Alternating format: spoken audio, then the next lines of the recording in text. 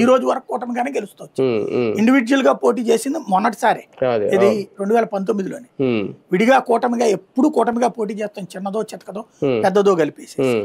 కాబట్టి కూటమి ఇక్కడ తెలుగుదేశానికి అలవాటు, కాంగ్రెస్ కి లేకుండా గెలిచిన సందర్భాలు ఎక్కువ ఉన్నాయి. కాంగ్రెస్ ఇక్కడ ఆంధ్ర విడిపోయిన రాష్ట్రంలో కానీ లేకపోతే కలిసి ఉన్నటువంటి రాష్ట్రంలో కానీ ఆ కాంగ్రెస్ తే కదా ఇక్కడ తీసుకొచ్చింది.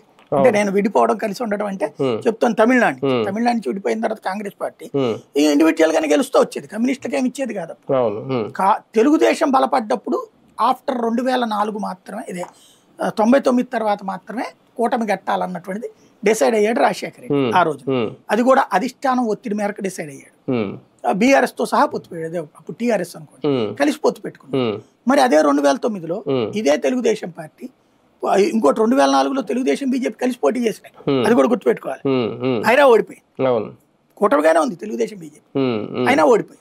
అంటే సార్ ఇక్కడ అదే సందర్భంలో విడిపోయినటువంటిది వీళ్ళు. ఇప్పుడు బాబు గారు ఉన్నారు, ఇంతకుముందు కాంగ్రెస్ తోనూ పొత్తు పెట్టుకున్నారు, కాంగ్రెస్ కి బద్ధశత్రువు అయినప్పుడు బీజేపీతో పొత్తు పెట్టుకున్నారు, అంతకుముందు కూడా బీజేపీ. అంటే ఏదో అంటారు కదా, శాశ్వత మిత్రులు శత్రువులు ఉండరు రాజకీయాలు అన్నట్టుగానే బాబు గారు ఆలోచనలు ఉంటాయి. కానీ జగన్మోహన్ రెడ్డి గారు అలా కాదు, శత్రువు మొదటి నుంచి కాంగ్రెస్ అంటే శత్రువే. కానీ రేపొద్దున్న కూటమి కట్టాల్సిన పరిస్థితి వస్తే ఈయన కూడా ఆ శత్రుత్వాన్ని పక్కన పెట్టాల్సిన పరిస్థితి వస్తుందా ఇప్పుడు ఆంధ్రప్రదేశ్ రాజకీయాల్లో ఈ కూటమి బలం చూస్తా ఉంటే?